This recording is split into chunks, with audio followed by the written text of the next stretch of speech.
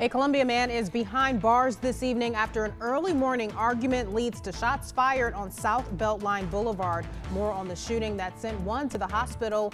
Plus, U.S. officials are reacting strongly to the latest North Korea ballistic missile test. The words of warning North Korea has for the U.S. this evening. And it's a clear evening across the Midlands as we track cooler and more comfortable temperatures this weekend. Our first alert forecast ahead on WIS News at 6. Live, local, now. This is WIS News 10. Good evening. Thanks for joining us tonight. I'm Emily Scarlett. New at 6, we're getting our first look at the man arrested in connection to a shooting early this morning on South Beltline Boulevard. 33-year-old Clayton Madison faces multiple charges, including attempted murder. Police say the shooting happened at the Woodland Terrace Apartments around 3 this morning. Investigators say Madison got into a fight with a 58-year-old man when he allegedly shot that man in the upper body. We're told the victim is in stable condition. Madison is being held at the Alvin S. Glenn Detention Center. An upstate inmate is back behind bars this evening after escaping from his work release job Friday. Authorities say Michael Allman walked off from a work release job site just after 7 Friday. Allman was employed at Polymer Processing in Rock Hill. Authorities say he was detained by Rock Hill police a few hours later. Allman is serving 10 years for second-degree burglary. An active radar in the low country, but all is clear this evening in the Midlands. The big story this weekend will be the low humidity heading our way, which will have things feeling unusually comfortable. Meteorologist Vaughn Gaskin has more on our forecast in the First Alert Weather Center. Sounds like good news to me, Vaughn. Absolutely. I got nothing else to say. Drops mic, walks off.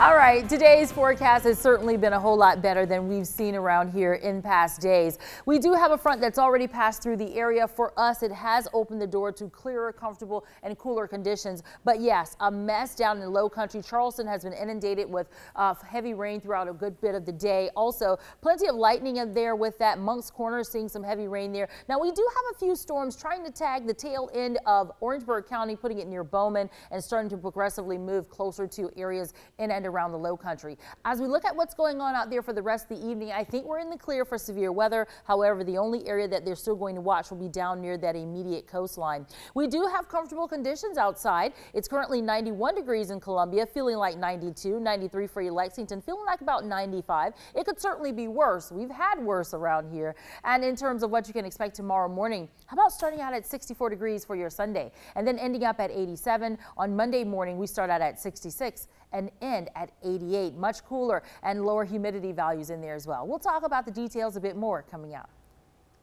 Thanks, Vaughn. Looking ahead tonight, the streets of Village at Sand Hill will once again be going to the dogs. Hundreds of runners and walkers are expected to take part in the annual Guardians of the Night 5K. The event raises crucial dollars to benefit Richland County Sheriff's Department K-9 unit. Our Mike DeSuma is at the Village of Sand Hill, where setup is underway for tonight's Guardians of the Night K-9 5K.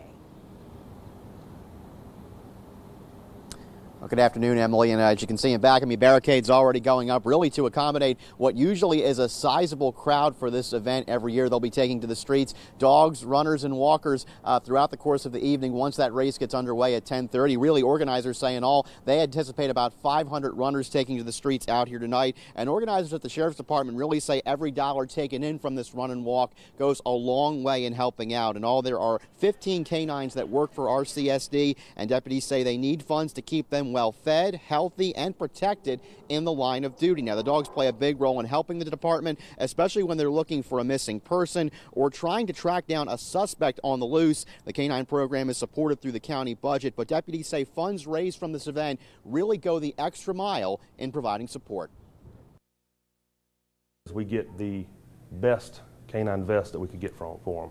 Not just get them covered, but get the best that we can do so that we can provide a better service. You know, we have to feed 15 dogs. We have to medical treatment these dogs every year. Each one of them has to go and get an examination, not to mention any kind of emergencies. Now, if you're an avid runner or walker and would like to take part in tonight's run, simply put, you can still register. There is still time. If you want to come out to the Sandhills right here, they'll be taking registrations over the next couple hours at the Plex here at the Village at Sandhill. The 5K will start and end from the fountain here at the shopping district. Once again, race time tonight is 10:30. Reporting live at the Village at Sandhill, Mike DeSuma, WIS News 10. Thanks for that, Mike. Making headlines across the Carolinas, a former fire chief and businesswoman are convicted of stealing from a rural South Carolina fire district by submitting fake invoices for a new federally funded station. The Post and Courier reports former fire chief Doc McNeil Matthews and Mary Jo Thomas Delaney were convicted Friday of defrauding St. Paul's Fire District by inflating contract payments to her company and splitting the excess. The fire district serves a mostly poor area of Charleston County. Both face up to 10 years in prison. Berkeley County authorities are asking you to be on the lookout for a missing teenager. Police say 17-year-old Selena Tillman was last seen by a family member at her home in the Somerville area more than a month ago. Tillman is described as a white female, 5 feet 4 inches tall and 120 pounds. If you have any information on where Tillman may be, you're asked to call the Berkeley County Sheriff's Office at the number now listed on your screen. Another mandatory evacuation has been ordered for visitors to both Hatteras and Ocracoke Islands in North Carolina. Power is limited or even completely out in some areas. Utility crews are working to gain access to the underground transmission line that was cut during a construction accident early Thursday morning. Thousands of visitors were told they needed to leave Hatteras Island starting at 6 this morning. The mandatory evacuations come at the peak of the tourist season on the Outer Banks. I really feel for the people that run the business here. You know, I'm just on vacation and, and granted they're trying to survive for the season. So I really feel for those folks. So. Authorities say they decided they needed to issue a mandatory evacuation order as a safety precaution because they say it could possibly take weeks to repair the major transmission line. Generators have been brought in to provide some power to those who live on the islands. Residents are being told to use electricity for fans and refrigerators only. In this evening's White House Watch, President Trump took to social media this morning and did not hold back his disappointment with Senate Republicans following the failed so-called skinny Obamacare repeal legislation. Ashley Corum reports on what's next in the healthcare battle. President Trump launched a tirade of tweets Saturday, just one day after the Senate derailed the GOP's 7-year campaign to repeal and replace the Affordable Care Act. Trump called for the Senate to get rid of its 60-vote filibuster rules, which require 60 senators to agree in order to end debate and move forward to a vote on a piece of legislation. The GOP's skinny repeal, introduced by Senate Majority Leader Mitch McConnell late Thursday, failed in an early morning vote by 49 to 51. The no votes came from all 48 Democrats and 3 Republican senators, Susan Collins of Maine, Lisa Murkowski of Alaska, and John McCain of Arizona, who is undergoing cancer treatment. The credit goes to a lot of people, but at the top of the list are the 3 who showed amazing courage to resist the pressure and do what's good for the country. The House approved its health care measure back in May, and now many House Republicans say it's time to reach across the aisle for support. I think that we have to work in a bipartisan capacity. I certainly would encourage our Democratic colleagues to come to the table. Right now, though, I think there's a great opportunity to enter into a bipartisan center-out discussion on health care reform. A bipartisan discussion on health care may be an option, as Mitch McConnell said it was time to move on. I'm Ashley Corum, reporting. Well, there are 3 words no kid wants to hear: back to school. Ahead, how one Midlands organization spent the morning making sure children head back to school on a healthy note this fall.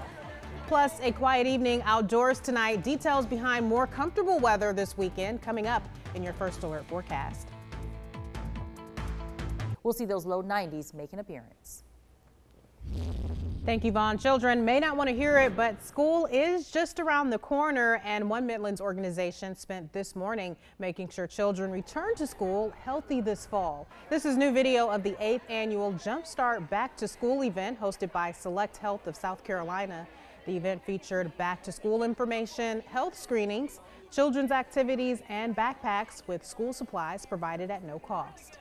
This evening, a warning for the U.S. from North Korea after the country's latest ballistic missile test. More on how the U.S. and South Korea are responding.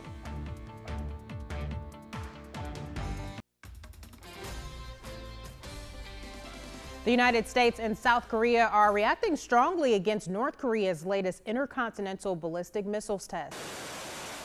The U.S. has denounced this latest test, but with every success that North Korea has, the stakes ramp higher for regional security and for the Trump administration, which to this point has had very little progress in the way of options to try and contain the North. This latest ICBM flew 620 miles at an altitude of 2,300 miles. So if you flatten that trajectory, experts say it would be capable of reaching several cities in the United States, places like Denver, San Francisco. This is exactly what North Korea has been promising or warning of for years. Kim Jong-un has tested 14 times so far this year, so his program is being accelerated toward the goal of being able to show the capability of having a nuclear warhead reach the United States.